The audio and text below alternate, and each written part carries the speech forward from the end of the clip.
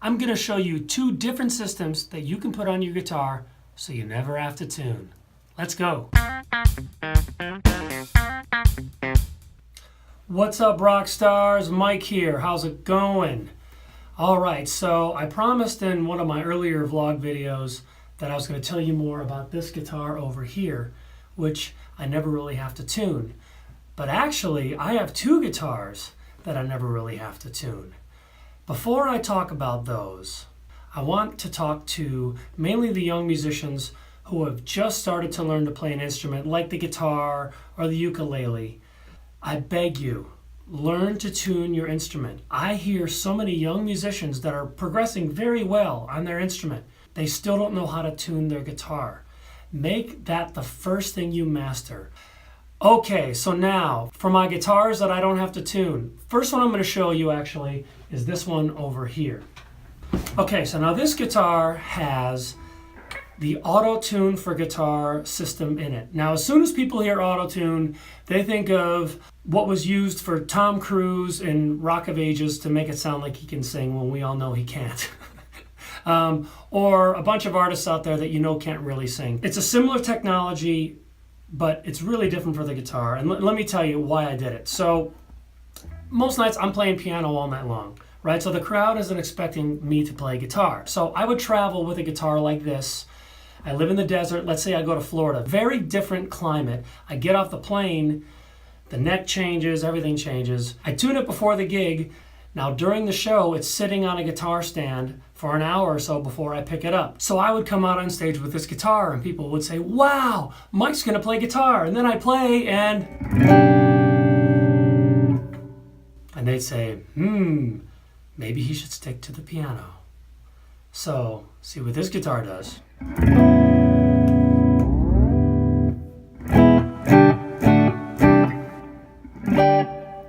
Auto-tune.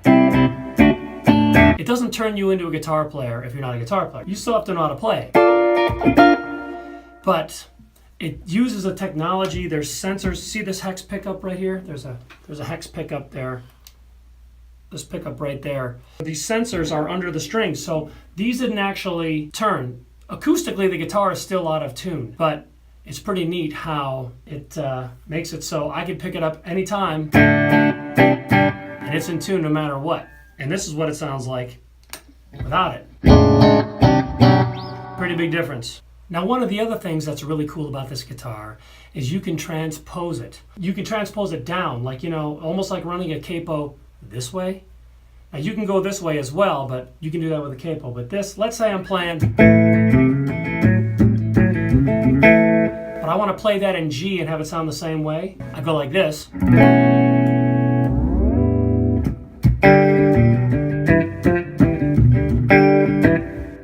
Pretty cool.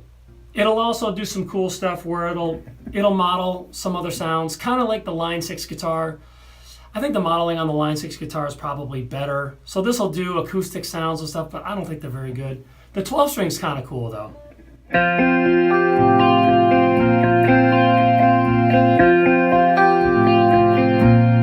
That's kind of cool. So here's the bad news.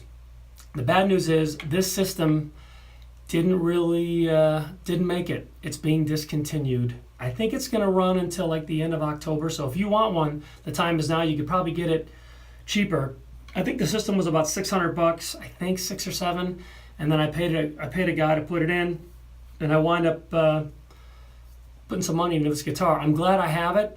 Okay, so this is the guitar that's been going on the road with me probably for the past 8 or 9 months now, I would say. And it has this bridge right here. I want to get it so you can see it. This is the Evertune bridge. And I'll have a link in the description to both of these systems. What's great about this is it's really in tune. It's acoustically in tune. If you pick it up off the wall, I've not tuned this guitar like literally since we got it. And also, I use Elixir strings. I hate changing strings, so I'm using Elixir strings and the Evertune bridge. I haven't changed the strings or tuned this thing in a long time. It sounds great. The downside of this guitar is if you're big into alternate tunings, drop D, you really can't do it on this. For me, it's not a problem. You know, there's one song we do that I could use a drop D, but My other guitar player does the drop D, and it's not a big deal. For me, it's not a big deal. Whereas that guitar over there gives you a lot of versatility. It's still modeled sounds, and it's not quite like playing out of a guitar where you're getting that response out of the pickups the way you do with this. So there's plus and minuses to everything. I'll tell you, my very favorite guitar I own is that Les Paul right there. That's my favorite guitar. On my album, I used mostly that guitar, and it's over there, my blue American Strat. That's mostly what I used. You know, they have to be tuned. I mean, most guitars have to be tuned. But when I need to do something quick, a lot of times I'll do stuff, I'll do a track for my daughter, something she's doing at school or something for our church, and I need to lay something down quickly, or background music for one of my videos. I'm telling you, if it's got to be done quick, I'm grabbing this guy or I'm grabbing that guy, because I don't have to worry about the tuning. Especially if you're playing in different spots on the neck, the tuning can get crazy. These things are amazing all over the neck, both of them.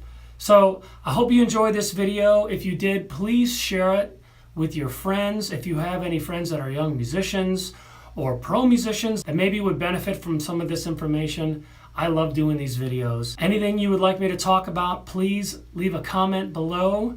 I want to make this channel something that we can all enjoy. Have a great day, everybody. Rock on.